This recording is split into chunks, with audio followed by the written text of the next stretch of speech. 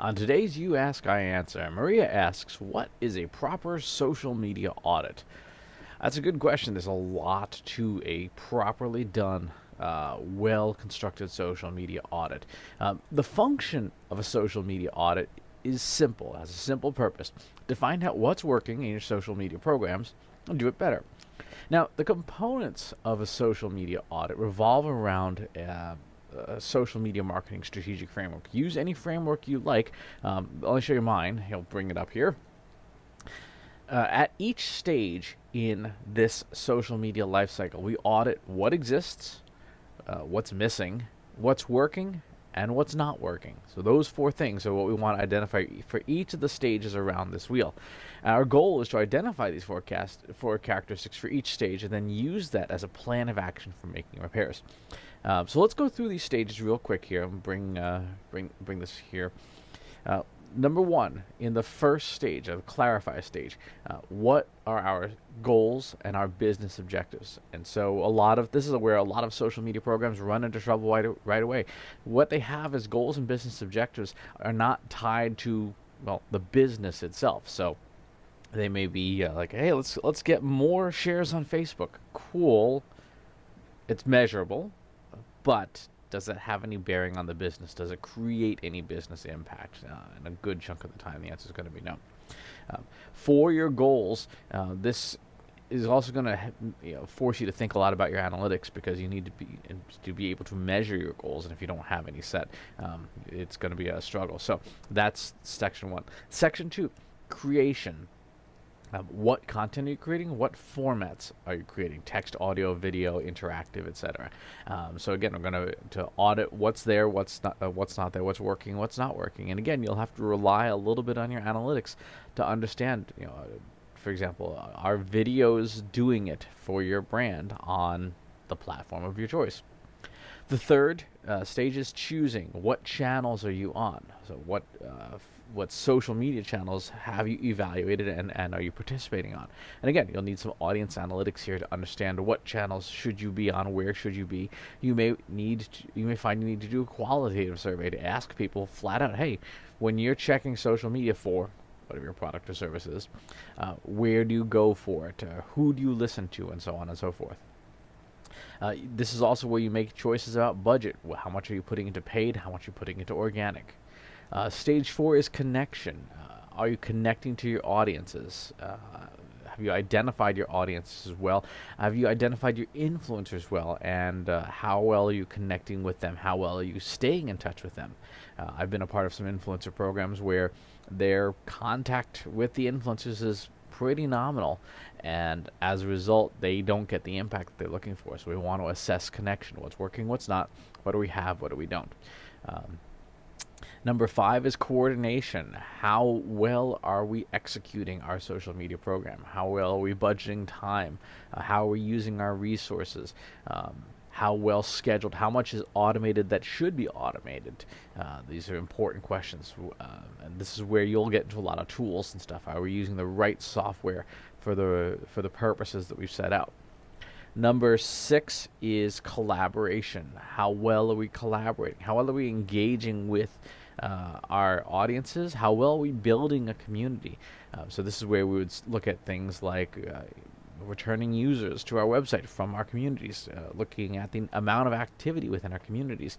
There are a lot of companies that are doing a great job with private groups, Slack channels, things like that, where social media, it's not the public social networks, it's now private.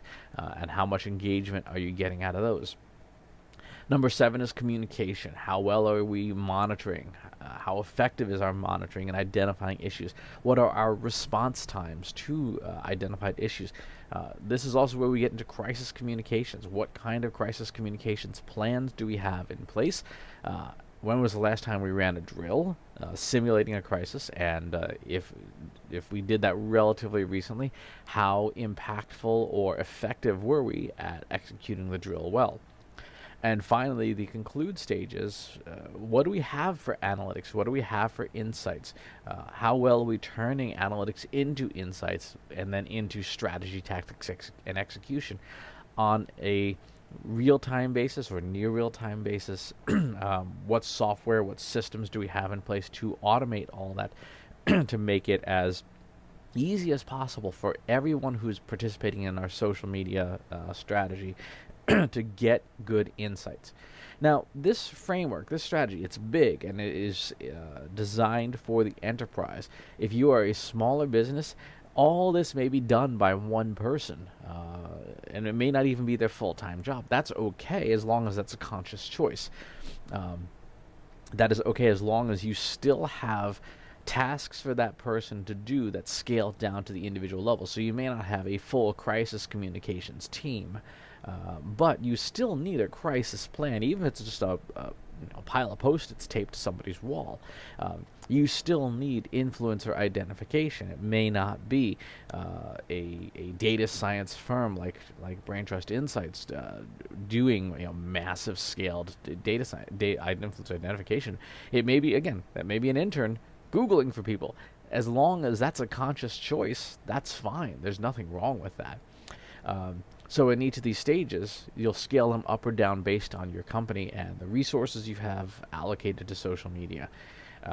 The one area I would not skim on if you can avoid it is in analytics. Huge surprise, I know, but the ability to measure the impact of social media and to show increasing results will dictate how much additional resources you get in order to do more social media or to do it better. So if there's a place that I would not skimp on spending money on tools and analysis and people and process, that's the area I would start in. Finally, I can't say this enough. Those goals, those social media program goals, have got to be aligned to business objectives. That is where 99% of bad social media programs run into trouble. There's no value to the business that can be explained in a concrete, tangible, measurable, repeatable way.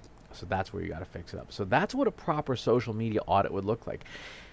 Again, depending on how large your company is and how thorough you need to be and what resources you have, this could be a couple PowerPoint slides or maybe a one-page document for the smallest of companies, all the way to this could be a massive binder, like a multi-100-page binder of findings and next steps that all get handed out to different departments, different people within the company, because your company will need it. So the social media audit, when properly done, as Marie asked, what's a proper social media audit, is going to be as thorough as your social media marketing efforts are expansive. So, great question. Social media audits also going to take a lot of time. If you do an audit and you are a large company and it takes you 2 hours, you've done it wrong. You've skipped a bunch of stuff. Now, if you're a one-person solopreneur, then yeah, a couple hours would be sensible but even then, you might have a lot to do depending on how good you are at social media. If you're terrible at it, it'll be a quick audit. The better you are, the longer it will take because you'll have to gather that much more data. So, great question. As always, please subscribe to the newsletter and to the YouTube channel and stuff, and we'll talk to you soon. Take care. If you want help with your company's data and analytics, visit braintrustinsights.com today and let us know how we can help you.